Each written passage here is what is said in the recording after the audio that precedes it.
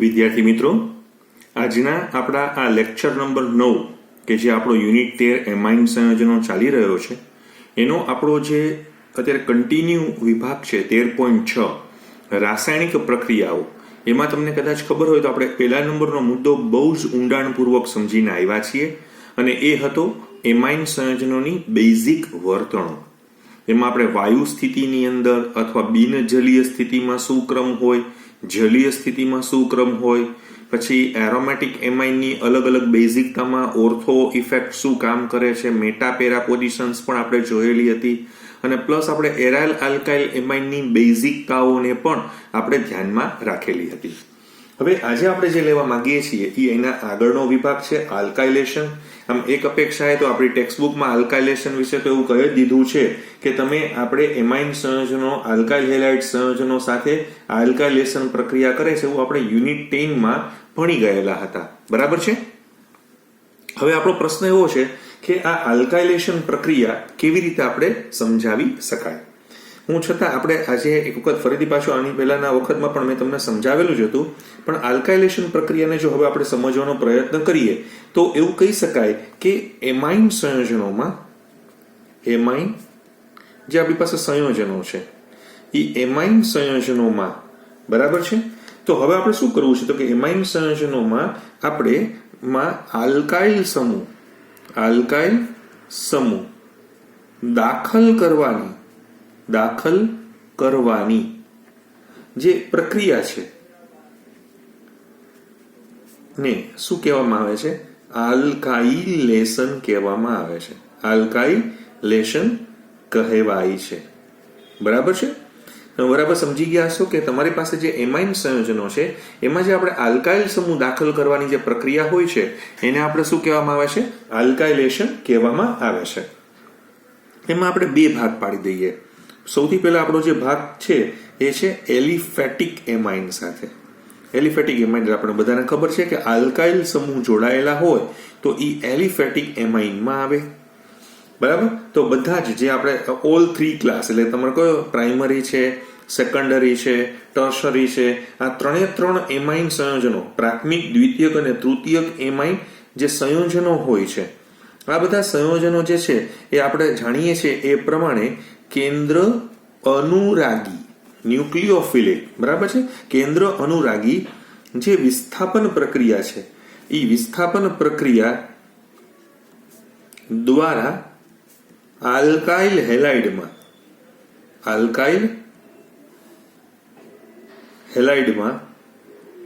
એ જોડાય છે. એટલે ટૂંકમાં આલ્કાઇલ હેલાઇડની અંદર, એટલે તમને કદાચ ખબર હોય તો આપણે શું કર્યું હતું, જો તમારો પ્રાઇમરી એમાઇન હશે ને તો એ સેકન્ડરીમાં, ને સેકન્ડરી હશે તો એ તૃતીયક એમાઇનમાં, ને જો તૃતીયક હજી તમને યાદ આવે તો આપણે ખબર હોય તો ચતુર્થક એમાઇનના ક્ષારમાં આપણે ફેરવાઈ જાય છે, બરાબર. એમાં ફેરવાતા હતા. જેમ કે મારે તમને એક એક્ઝામ્પલ આપવું છે અને એ છે CH3 CH2 NH2. આપણે બધા જાણીએ છીએ કે એને આપણે શું કહેવામાં આવે છે તો કે ઇથાઇલ એમાઇન કહેવામાં આવે છે. આ ઇથાઇલ એમાઇનની પ્રક્રિયા જો આપણે CH3 CH2 Br સાથે કરશું તો અહીંયા આપણને CH3 CH2 twice NH plus HBr છૂટું પડી જશે. આનું નામ શું છે તો કે આનું નામ છે ડાઇઇથાઇલ એમાઇન. અને આપણે શું કહેવામાં આવે છે? ડાઇઇથાઇલ એમાઇન કહેવામાં આવે છે, બરાબર છે. હવે આ ડાઇઇથાઇલ એમાઇન જે છે એ ફરીથી પાછી પ્રક્રિયા કરે છે CH3 CH2 twice NH. હવે આપણે વધારે પાછું આપણે યાદ આવે તો આપણે એક્સેસિવ આપણે પાછો ઇથાઇલ બ્રોમાઇડ નાખીએ છીએ તો શું થઈ જશે? તૃતીયકમાં રૂપાંતર પામશે, તૃતીયકની અંદર રૂપાંતર પામશે, પ્લસ HBr છૂટો પડશે. આનું આપણે નામ જાણીએ જ છીએ, શું છે?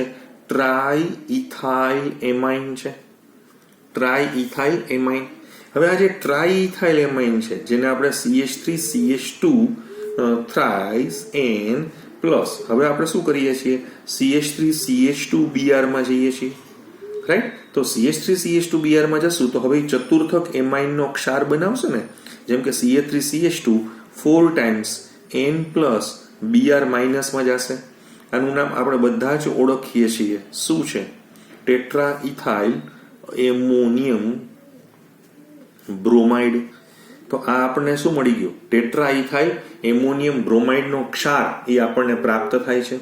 આપણે એ પણ વાત એક વખત કરી ચૂકેલા હતા કે કોઈ પણ આવા પ્રકારનો ક્ષાર હોય જેને આપણે ચતુર્થક એમાઇનનો ક્ષાર કહેવામાં આવતો હતો, યાદ આવે તો આપણે એની જેને કહી શકાય કે આલ્કોહોલિક KOH અથવા સિલ્વર હાઇડ્રોક્સાઇડ, સપોઝ કે તમે આની સિલ્વર હાઇડ્રોક્સાઇડ સાથે જો પ્રક્રિયા કરો તો ફરીથી પાછું તમે એનો ચતુર્થક શું બનાવી શકો છો? તો કે હાઇડ્રોક્સાઇડ બનાવી શકો છો અને AgX જે છે એ અહીંયા છૂટું પડી જશે, રાઈટ? એટલે ક્વાટર્નરી એમોનિયમ હેલાઇડ્સ હોય તો એની ભીંજવેલા એટલે કે અથવા ભેજવાળા અથવા ભેજયુક્ત સિલ્વર હાઇડ્રોક્સાઇડ અથવા તમે આલ્કોહોલિક KOH સાથે કન્વર્ટ કરો તો એના અનુવર્તી હાઇડ્રોક્સાઇડમાં ફેરવાતા હોય છે. અને આ જે પદાર્થ બનતો હોય છે ને, આ જે પદાર્થ જે એમોનિયમ હાઇડ્રોક્સાઇડ, એ બધા વ્હાઇટ એટલે કે સફેદ પ્રકારના ડેલિક્વન્ટ્સ એટલે કે એકચ્યુઅલી ભેજને ખેંચી લે તેવા સ્ફટિકમય ઘન પદાર્થ હોય છે, રાઈટ?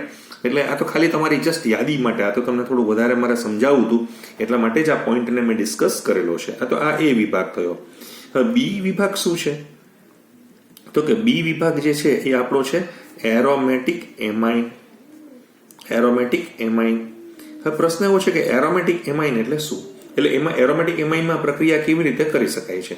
તો આપણે સીધું જ ઉદાહરણ આપીને, કારણ કે આ બધું આપણે કવર કરી ચૂકેલા છીએ, છતાં હજી એકવાર આપણે જોતા જઈએ છીએ કે તમને અહીંયા આપેલો છે અને એ છે એનિલિન, બરાબર છે? હવે આ એનિલિન જે છે એની પ્રક્રિયા જ્યારે આપણે મિથાઇલ આયોડાઇડ સાથે કરવામાં આવે છે. કોની સાથે કરવામાં આવે છે? સપોઝ કે મિથાઇલ આયોડાઇડ સાથે. તો શું થશે? જ્યારે આપણે હીટ આપશું તો અહીંયાથી HI નીકળી જશે અને આપણને સેકન્ડરી જે આપણે એમાઇન જે છે એ આપણને પ્રાપ્ત થશે. આનું નામ આપણે બધા ઓળખીએ છીએ. શું છે? એન મિથાઇલ એનિલિન, આ એનું નામ છે. આ એન મિથાઇલ એનિલિનની હજી આપણે મિથાઇલ આયોડાઇડ સાથે આપણે પ્રક્રિયા કરીએ છીએ, પાછું HI નીકળી જશે તો આપણને બધાને ખબર છે અહીંયા શું બની જશે? NCH3 ટ્વાઇસ આવી જશે ને. તો આનું નામ શું છે? N, dimethyl aniline. ચાલો, આ બની ગયું. હજી તમારે આની પ્રક્રિયા કરવી હોય તો પોસિબલ છે, બરાબર છે? હજી આપણે શું કરીએ છીએ? આમાં મિથાઇલ આયોડાઇડ નાખી એને ગરમ કરો. પણ હવે ચતુર્થકનો ક્ષાર બનવાનો છે. ધ્યાનમાં રાખજો, આ ચતુર્થકનો ક્ષાર બની રહ્યો છે, જેમાં આપણી પાસે અહીંયા N+ છે, અહીંયા CH3 કેટલી વાર છે? 3 વખત છે, અને આયોડીન છે. તો આ ટેટ્રા મિથાઇલ એનિલિનિયમ આયોડાઇડ બનશે ને. આનું નામ શું છે? ટેટ્રા મિથાઇલ, પછી શું લખ્યું છે? Anilinium iodide. આનો તમને ક્ષાર પ્રાપ્ત થશે. એટલે કહેવાનો મારો મતલબ એમ છે કે જ્યારે એનિલિનને આપણે વધુ પ્રમાણમાં મિથાઇલ આયોડાઇડ સાથે જો ગરમ કરવામાં આવે તો યોગ્ય દબાણ હેઠળ આપણે જો પ્રક્રિયા કરવામાં આવે તો પહેલા N મિથાઇલ એનિલિન, પછી NN ડાયમિથાઇલ એનિલિન, છેલ્લે ટ્રાયમિથાઇલ એનિલિનિયમ આયોડાઇડ સુધી પહોંચી જશે. તો અહીંયા પ્રાઇમરી, સેકન્ડરી અને ટર્શરી એમાઇનની અંદર જે ચેન્જ કરવાની જે પ્રક્રિયા જે છે, રાઈટ? એટલે એ ક્વાટર્નરી એમોનિયમ સોલ્ટમાં પછી આપણે વાત થઈ હતી કે આખી જે પ્રક્રિયા જે છે જેમાં ક્વાટર્નરી એટલે કે આ ચતુર્થક આપણે જે ક્ષાર આપણને પ્રાપ્ત થાય છે, તો આખી આ જે પ્રક્રિયા તમે જે જોવા જાવ છો તેને આપણે આલ્કાઇલેશન પ્રક્રિયા અથવા ઘણી વખત એને એક્ઝોસ્ટિવ આલ્કાઇલેશન કહેવામાં, એટલે વધારે પ્રમાણમાં આપણે જે આખી આ પ્રક્રિયા કરેલી છે તો એના માટે એક્ઝોસ્ટિવ આલ્કાઇલેશન. એમાં જો મિથાઇલ સમૂહ દાખલ કરો તો એને એક્ઝોસ્ટિવ મિથાઇલેશન પ્રક્રિયા પણ આપણે કહી શકાતી હોય છે. તો એક ઈ વાત આપણે અહીંયા કરવામાં આવેલી છે. હવે આપણે એસાઇલેશનની વાત કરીએ છીએ. એસાઇલેશન એટલે અહીંયા એસાઇલેશન તો આમ તો જનરલ વર્ડ છે, એટલે આપણે એવું કહીએ કે કોઈ પણ આપણી પાસે અણુ હોય એમાં એસાઇલ સમૂહ દાખલ કરવાની પ્રક્રિયાને શું કહેવાય? એસાઇલેશન કહેવામાં આવે છે. અહીંયા આપણે એમાઇન સંયોજનોની વાત થાય છે, એટલે આપણે એમાઇન સંયોજનો જે કોઈ પણ હોય એ એમાઇન સંયોજનોમાં તમારે એસાઇલ સમૂહ દાખલ કરવો છે. એસાઇલ એટલે શું છે? RC≡O, બરાબર છે? આ સમૂહ દાખલ કરવાની જે પદ્ધતિ જે છે એને આપણે શું કહેવામાં આવે છે? એસાઇલેશન કહેવામાં આવે છે. ચાલો, હવે આપણે એમાં એસાઇલેશનમાં આપણે પાછા બે ભાગ પાડી દઈએ, એલિફેટિક અને એરોમેટિક. તો આપણે પેલા એ વિભાગમાં વાત કરી રહ્યા છીએ અને એ છે એલિફેટિક વિભાગ. એલિફેટિક એમાઇન સંયોજનોની વાત આપણે પહેલા કરીએ છીએ. હવે અહીંયા એલિફેટિક એમાઇનમાં આપણે બધાને ખબર છે કે પ્રાઇમરી અને સેકન્ડરી જે આપણા હોય, સપોઝ કે હું અત્યારે તમને બતાવું છું કે મારી પાસે પ્રાઇમરી એમાઇન છે, જેમ કે મારી પાસે છે RNH2. હવે એની પ્રક્રિયા હું કોની સાથે કરાવું છું? તો કે RC⋯CL સાથે કરાવું છું. આ એસિડ ક્લોરાઇડ અથવા તમે આને શું કહી શકો છો? તમે એસિડ ક્લોરાઇડ પણ કહી શકો છો. આ આપણો કયો એમાઇન છે? પ્રાઇમરી એમાઇન છે, જેમાં હાઇડ્રોજન અવેલેબલ છે. તો શું બનશે? તો તમે જોશો તો અહીંયા આપણને ખબર છે કે આ RNH થશે. પછી શું થશે? તો કે અહીંયા C⋯ છે અને R ડેશ છે. એટલે આ રીતે તમે આખી પ્રક્રિયા કરી શકો છો. અને આપણે શું કહેવાય ખબર છે? N વિસ્થાપિત એમાઇડ કહેવામાં આવે છે. કારણ કે એમાઇડ બની ગયો છે. જો અહીંયા RCONH, એમાં N વિસ્થાપિત એમાઇડ છે અને વત્તા હાઇડ્રોક્લોરિક એસિડ છૂટો પડેલો છે.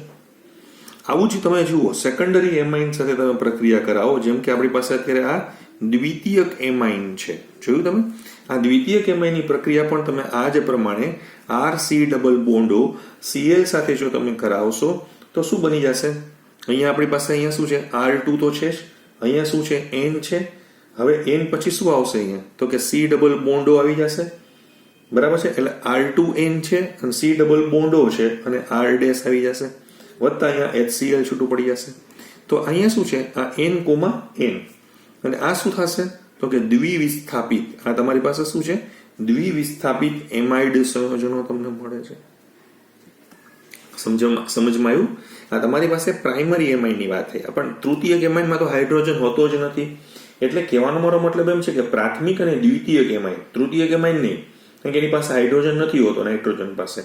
તો આ લોકો એક પ્રકારની, આમ તમે જોવા જાઓ તો આ પ્રક્રિયા કેવી છે? કેન્દ્ર અનુરાગી વિસ્થાપન પ્રક્રિયા છે.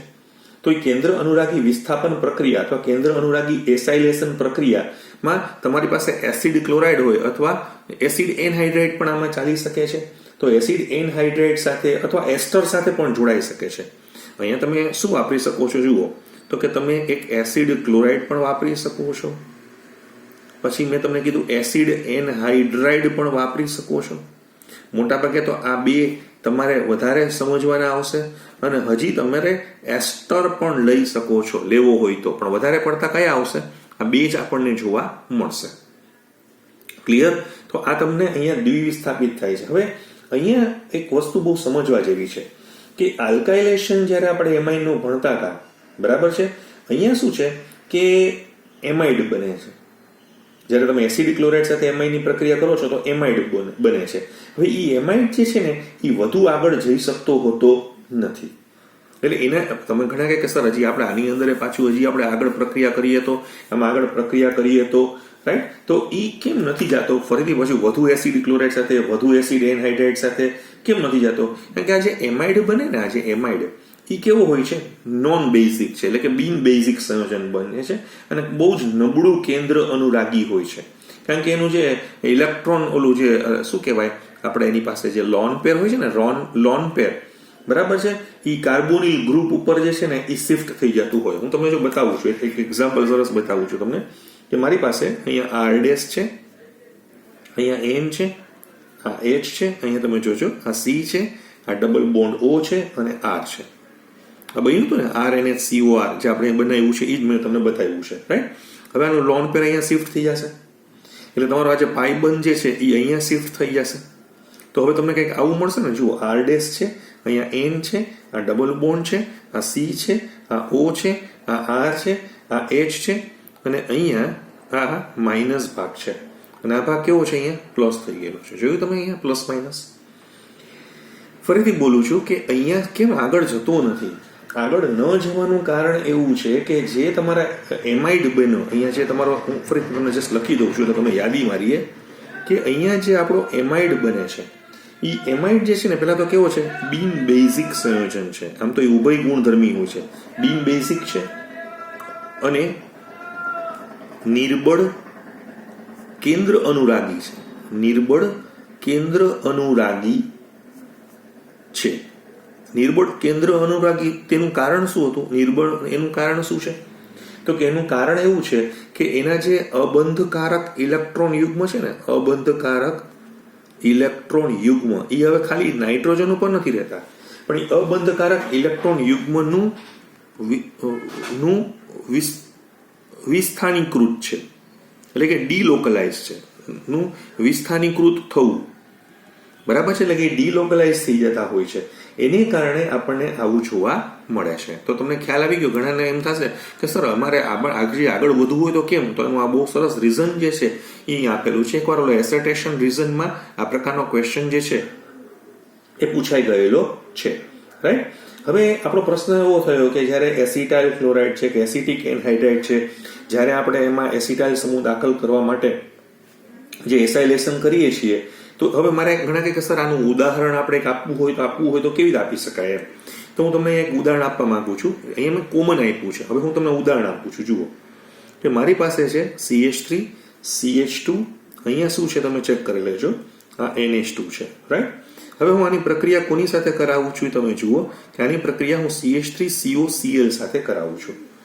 જ્યારે આ પ્રક્રિયા કરાવીશ તો મને બધાને ખબર જ છે કે આ પાઈ બંધ ક્યારે શિફ્ટ થશે, જ્યારે આના લોન પેર આના પાર્શિયલી પોઝિટિવ કાર્બન સાથે લોક થઈ જશે. તો તમને આવું મળશે ને. જુઓ અહીંયા શું છે, CH3 છે, આ CH2 છે, અહીંયા N છે, આ C છે, આ Cl છે, અહીંયા શું હતું તો કે આપણો H જ હતો. અહીંયા શું છે, અહીંયા શું છે તો કે આ H છે. અહીંયા મારે CO કરી નાખવો પડશે ને, અને અહીંયા હું CH3 કરી નાખું છું. ચાલો રેડી. એટલે CH3COCl આવી ગયેલું છે. હવે આ N તમારો કેવો થઈ ગયો છે, પ્લસ થઈ ગયો છે. પ્લસ ન થવા દેવા માટે આ ફરીથી અહીંયા આવી જશે. આ O માઇનસ છે એનું પાછું શિફ્ટિંગ અહીંયા થઈ જશે, અને આ Cl જે છે એનું શિફ્ટિંગ અહીંયા થઈ જશે. ઇન શોર્ટ તમને કંઈક આ નિપજ કંઈક આ રીતે તમને મળશે ને. જુઓ હું અહીંયા થોડીક જગ્યામાં લખું છું કે CH3, CH2 છે, અહીંયા મારી પાસે NH છે, C ડબલ બોન્ડો છે, અને CH3 છે, અને પ્લસ HCl છે. આનું નામ શું છે તો કે આનું નામ છે N-ઇથાઇલ ઇથેનેમાઇડ અથવા N-ઇથાઇલ એસિટેમાઇડ પણ તમે એને કહી શકો છો, બરાબર. હજી આપણે મારી પાસે અત્યારે આ તો મેં તમને પેલું એક ઉદાહરણ આપ્યું છે. આ જે ઉદાહરણ આપ્યું છે મેં તમને કોનું આપ્યું છે, ઇથાઇલ એમાઇન, કે જે પ્રાઇમરી હતો એનું તમને ઉદાહરણ આપેલું છે. હવે હું તમને એક સેકન્ડરીનું પણ ઉદાહરણ આપવા માંગુ છું. હવે જુઓ સેકન્ડરીનું ઉદાહરણ મારે આપવું હશે તો હું આવું આપી શકીશ ને તમને. એ મારી પાસે શું છે, CH3 છે, CH2 છે, અહીંયા મારી પાસે છે N, આ લોન પેર છે, અહીંયા છે મારી પાસે CH2 CH3 અને આ H. આપણે બધા જાણીએ છીએ કે આનું નામ છે ડાઇઇથાઇલ એમાઇન. શું નામ છે, પ્રચલિત નામ શું છે, અથવા ડાઇઇથાઇલ એમાઇન, કોમન નેમ પણ તમે એને કહી શકો છો. હવે આની પ્રક્રિયા શું છે તો કે CH3 C ડબલ બોન્ડો Cl છે. ચાલો હવે આના લોન પેર અહીંયા સાથે આકર્ષિત થશે, એટલે આનો પાઈ અહીંયા શિફ્ટિંગ થઈ જશે, રાઈટ. પાઈ S અને ક્લોરીન નીકળી જવાનું છે. એટલે તમને હવે અહીંયા ઇન શોર્ટ આ HCl થી તમને નિપજ મળશે CH3 CH2, અહીંયા શું છે મારી પાસે N, અહીંયા શું છે CH2 CH3, અને અહીંયા મારી પાસે છે C ડબલ બોન્ડો CH3. તો આનું નામ શું થશે તમે વિચારી શકો છો, NN ડાઇઇથાઇલ ઇથેનેમાઇડ અથવા એસિટેમાઇડ પણ તમે એને કહી શકો છો. ઇથેનેમાઇડ અથવા એસિટેમાઇડ પણ તમે એને કહી શકો છો.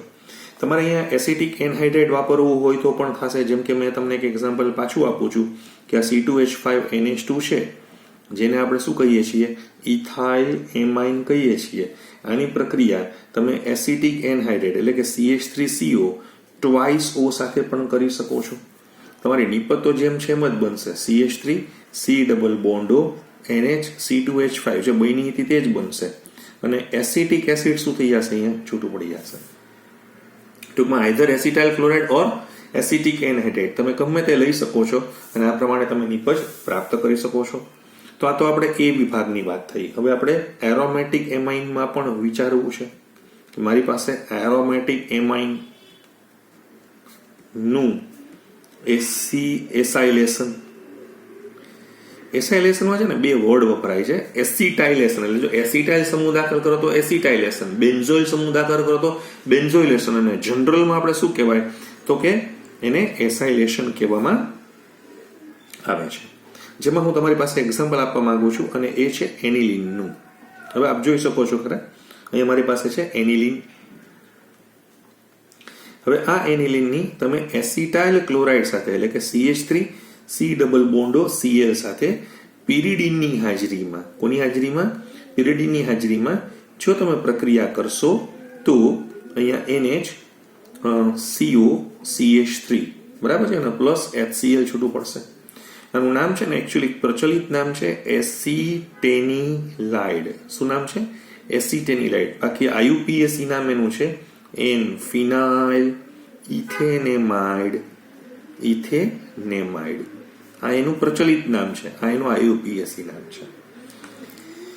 એટલે તમારે અહીંયા શું કરવું પડશે તો કે મોટા ભાગે એરોમેટિક એમાઇન હોવાને કારણે એટલે એને કોઈ ઉદ્દીપક જેમ કે પિરિડીન જેવા ઉદ્દીપકની હાજરીમાં, એટલે કે જે એમાઇન કરતાં પણ વધુ પ્રબળ બેઝ હોય જે પિરિડીન છે એની હાજરીમાં પ્રક્રિયા કરવામાં આવે તો એ શું કરશે? પિરિડીન છે ને હાઇડ્રોક્લોરિક એસિડ જે બનતો હોય ને એને એ રિએક્શનમાં ઉપાડી લેશે. એટલે આ રિએક્શન્સ જે સંતુલન સ્થપાયેલું હતું એ વધુ ને વધુ શું થાય? પૂર્વગામી દિશામાં આગળ વધે. એસિટિક એનહાઇડ્રાઇડ સાથે પણ તમે આ જ રીતે પિરિડીનની હાજરીમાં પ્રક્રિયા કરી શકો છો, રાઈટ? અને એવી રીતે જો હું તમને બતાવું છું, એસિટિક એનહાઇડ્રાઇડમાં કોઈ બહુ ફેર નથી. તમે અહીંયા એસિટાઇલ ક્લોરાઇડ લ્યો કે તમે અહીંયા એસિટિક એનહાઇડ્રાઇડ લ્યો, બધું એક જ છે. આમે જઈ શકો છો, પણ અહીંયા તમને છૂટું શું પડશે તો કે એસિટિક એસિડ છૂટું પડશે. સમજાણું તમને બરાબર? એટલે તમારી પાસે આઈધર ઓર છે. જો આ લેશો તો HCl છે ને આ હોય તો આ છે. અહીંયા જો તમે અહીંયા લેવા આવો તો પિરિડીનને બદલે ઘણી બધી વખત તમે થોડાક સાંદ્ર H2SO4 ના 2-4 ટીપા કે એસિટિક એસિડ એવું તમારે લેવું હોય તો લઈ શકો છો. હવે હું તમને એક એક્ઝામ્પલ અહીંયા હવે આપવા માંગુ છું. એ છે મારી પાસે એનિલિન છે. હવે આપણે આ જે એનિલિન છે એની પ્રક્રિયા આપણે એનું બેન્ઝોઇલેશન કરવું છે. શું કરવું છે? બેન્ઝોઇલેશન એટલે બેન્ઝોઇલ ક્લોરાઇડ લેવો છે. આ શું કહેવાય? બેન્ઝોઇલ ક્લોરાઇડ છે, બરાબર છે. કોની હાજરીમાં આપણે કરવું છે? સપોઝ કે અહીંયા હું જલીય NaOH ની હાજરીમાં આ પ્રક્રિયા કરું છું, બેઝિક મીડિયામાં હું રાખું છું અહીંયા, બરાબર છે. એટલે બેન્ઝોઇલેશન જે છે એમાં જલીય NaOH ની હાજરીમાં, કારણ કે અહીંયા છે ને બંને એરોમેટિક ગ્રુપ જ આવી ગયા છે તો તમને ખ્યાલ આવી જશે. અહીંયા NH હતું, જો અહીંયાથી H અને Cl કાઢી નાખો તો અહીંયા શું થઈ ગયું? આ C ડબલ બોન્ડો છે અને અહીંયા એરોમેટિક રિંગ પાછી આવી ગઈ છે, પ્લસ HCl છે. તો આને આપણે શું કહેવાશે? જો એન ઉપર કોણ છે તો કે ફિનાઇલ. હવે પોતે આખો ભાગ કેવો બની ગયેલો છે તો કે બેન્ઝેમાઇડ. એટલે એને શું કહેવાય? એન ફિનાઇલ બેન્ઝેમાઇડ, અથવા એક એનું બીજું નામ છે બેન્ઝાનિલાઇડ. બેન્ઝાનિલાઇડ પણ એને કહેવામાં આવે છે. તો અહીંયા જે તમે જુઓ છો, ફરીથી હું તમે બરાબર સમજો આ વસ્તુને. આપણે એકવાર વાત કરી હતી જ્યારે મેં તમને ક્રોસ આલ્ડોલ સંઘનન સમજાવતો હતો ત્યારે, કે એનિલિન જે છે એટલે બેન્ઝોઇલેશન જ્યારે કમ્પાઉન્ડનું થતું હોય, જ્યારે તમે બેન્ઝોઇલેશન કરો છો ને કોઈ પણ પદાર્થનું, તો એમાં છે ને એક્ટિવ હાઇડ્રોજન હોવો જોઈએ. જેમ કે આની પાસે એમાઇનમાં હોય અથવા ફિનોલમાં, આને બદલે ફિનોલ હોત તો એમાં પણ હોત, આલ્કોહોલ હોત તો પણ એમાં હોત, રાઈટ? તો ત્યારે છે ને તમારે જલીય NaOH ની હાજરીમાં આખી આ પ્રક્રિયા કરવી જોઈએ. તમને યાદ આવે છે આપણે એક વખત એની વાત કરી હતી, જસ્ટ તમારી ફોર યોર ઇન્ફોર્મેશન. એટલે એનું એક નામ આપણે રાખ્યું હતું, એનું નામ હતું આવું કંઈક આપણે લખ્યું હતું, સ્કોટેન-બાઉમેન રિએક્શન. સ્કોટેન-બાઉમેન રિએક્શન કહેવામાં આવે છે. પણ એક્ટિવ હાઇડ્રોજન હોવું જોઈએ. અને એક્ટિવ હાઇડ્રોજન એક્ટિવ કોણ કરશે? એસિડિક હાઇડ્રોજન એક્ટિવ કોણ કરશે? ઓલો NaOH, જે આપણે આલ્કોહોલ, ફિનોલ, એનિલિન આમાં આપણે સમજાવી શકાય છે.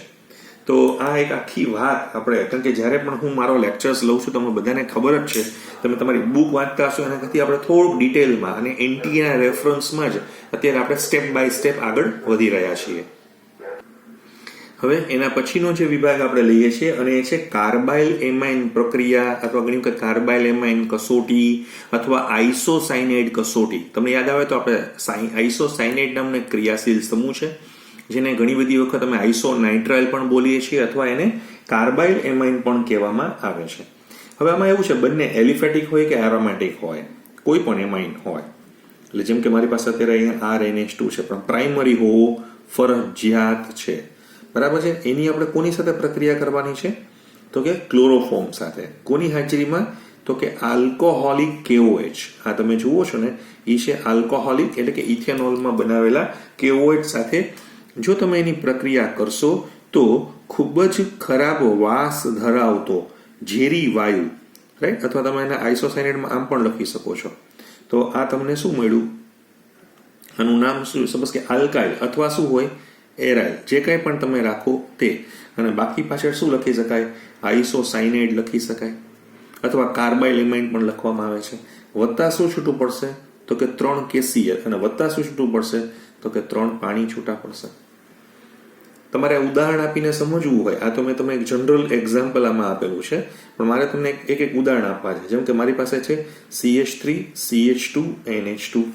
હવે તમે આની ક્લોરોફોર્મ સાથે આલ્કોહોલિક KOH ની હાજરીમાં જો તમે પ્રક્રિયા કરશો, તમારી પાસે અહીંયા આલ્કોહોલિક KOH છે, બરાબર છે. તમારી પાસે આ જે તમે જે જોવા જાઓ છો એ શું છે? તો કે એ ઇથાઇલ એમાઇન છે. આની આલ્કોહોલિક KOH ની હાજરીમાં જો તમે પ્રક્રિયા કરશો તો તમને કંઈક આવું મળશે ને, CH3 CH2 N ethyl isocyanide, ethyl isocyanide અથવા ઇથાઇલ કાર્બાઇલ એમાઇન પણ કહેવાય, વત્તા 3 KCl અને વત્તા 3 પાણી છૂટા પડી જશે. અચ્છા, આને બદલે મારે તમને આજ કસોટી જે છે એ સમજાવી છે. તો જેમ કે એનિલિનના રેફરન્સમાં મારે તમને સમજાવી છે, રાઈટ. તો હું અહીંયા મારી પાસે શું લઉં છું? એનિલિન, રાઈટ, અથવા બેન્ઝીન એમાઇન જેને આપણે કહીએ છીએ, એની ક્લોરોફોર્મ સાથે, બરાબર છે, આલ્કોહોલિક KOH ની હાજરીમાં. કોની હાજરીમાં? આલ્કોહોલિક KOH ની હાજરીમાં જો તમે પ્રક્રિયા કરશો તો તમને શું મળશે અહીંયા? તો કે તમને મળશે અહીંયા ફિનાઇલ આઇસોસાયનાઇડ. અહીંયા તમે પ્લસ માઇનસ પણ લખી શકો છો, આવી રીતે પણ તમે લખી શકો છો. આને આપણે જાણીએ છીએ કે ફિનાઇલ આઇસોસાયનાઇડ વત્તા શું છૂટું પડશે? તો કે 3 KCl પ્લસ 3 વોટર છૂટું પડી જશે. ટૂંકમાં પ્રાઇમરી એમાઇન જે છે એ ક્લોરોફોર્મ સાથે આલ્કોહોલિક KOH ની હાજરીમાં જ્યારે પ્રક્રિયા કરતું હોય ત્યારે ખૂબ જ ખરાબ વાસ ધરાવતો, બરાબર છે, આમ થોડોક ઝેરી પણ છે એવું તમને આ મળે. એટલે આ કસોટી પ્રાઇમરી એમાઇન સાથે થશે. આ સેકન્ડરી અને તૃતીયક એમાઇન જે છે એ આ પ્રકારની કસોટી આપી શકતા નથી. હું શું કહેવા માંગુ છું કે દ્વિતીયક અને તૃતીયક એમાઇન સાથે, બરાબર છે, દ્વિતીયક અને તૃતીયક એમાઇન સાથે આ કસોટી અથવા પ્રક્રિયા થતી નથી. એટલે આનો મતલબ તો એવો થઈ ગયો ને કે પ્રાઇમરી એમાઇનની પરખ કરવી હોય, પ્રાઇમરી એમાઇનની પરખ કરવા માટે આ કસોટી વપરાય છે. આ કસોટી વપરાય છે. એટલે તમારી પાસે પ્રાઇમરી એમાઇન છે કે કેમ એ તમારે જો જાણવું હોય તો તમે આ કસોટીની મદદથી તમે અહીંયા સમજી શકો છો. તો આ એક ભાગ આપણો જે છે એ અહીંયા રજૂ કરેલો હતો કે જે તમને 20 તમે અહીંયા જુઓ. એક આજે આપણે શરૂ કરવાનું હતું ને ત્યારે આપણે એક પ્રશ્ન અહીંયા રહી ગયેલો હતો, એ અત્યારે આપણે પહેલા ચેક કરી લઈએ છીએ. તમારો જે NCERT નો ઇન્ટેક્સ સોલ્ડ ક્વેશ્ચન આપણો એક બાકી હતો, જે 13.4 નંબરનો તમારો જે બેઝિક વર્તણૂકના સંદર્ભમાં આપેલો છે. પ્રશ્ન તમને કંઈક આ રીતે આપેલો છે કે નીચે દર્શાવેલા સંયોજનો, એટલે આ તમે સંયોજનો બતાવેલા છે, એને એની બેઝિક પ્રબળતાના ઉતરતા ક્રમમાં ગોઠવો. એટલે તમારે એને ઉતરતા ક્રમમાં ગોઠવવાના છે. અહીંયા તમને આવું લખેલું છે, એની બેઝિક પ્રબળતાના. એકચ્યુઅલી એક અપેક્ષાએ તમે જોવા જાવ તો આ પ્રશ્નમાં માઇનોર મિસ્ટેક પણ આવશે, પણ આ બધી રીતે આ છે ને આમ નીકળી ગયો છે. આમ ડિપ્લોમેટિકલી આમ તમે જોવા જાવ, જો ને તૃતીયક એમાઇન આપ્યો ને તો આપણે હલવા થાય. કારણ કે એને ખાસ લખવું જોઈએ કે ભાઈ વાયુ અવસ્થામાં અમારે સમજાવવાનું છે કે જલીય માધ્યમમાં. પણ જો તમને ક્યારેક KB કે પાવર ઓફ KB બોલે ને તો તમારે કન્ફર્મ કરી લેવાનું કે કોની વાત કરે છે, જલીય માધ્યમની જ વાત કરે છે. તો આપણે બધાને ખબર છે કે ઓલું જે પ્રેરક અસર છે આપણી ઇથાઇલની, તો એના પ્રમાણે દ્વિતીયક એમાઇન આવશે, એના પછી પ્રાઇમરી એમાઇન આવશે ને, અને પ્રાઇમરી એમાઇન પછી કોનું આવશે? એમોનિયા આવશે, અને એમોનિયા પછી કોણ આવશે? તો કે એનિલિન આવી જશે, C6H5NH2 આવી જશે. તો આ એનો શું થઈ ગયો? જવાબ છે. આ કોઈ પણ રીતે તમે જલીય લ્યો કે ઓલું લ્યો, બધામાં કેવો આવશે? સરખો જ તમે જવાબ જે છે એ પ્રાપ્ત થશે. તો અહીંયા જે આપણે અટકાવીએ છીએ હવે આના પછીના વિભાગની અંદર આપણે એમાઇન સંયોજનોની રાસાયણિક પ્રક્રિયાઓનો જે વિભાગમાં હજી આપણે એક નાઇટ્રસ એસિડ સાથેની પ્રક્રિયા છે એને હમણે લઈ લેશું.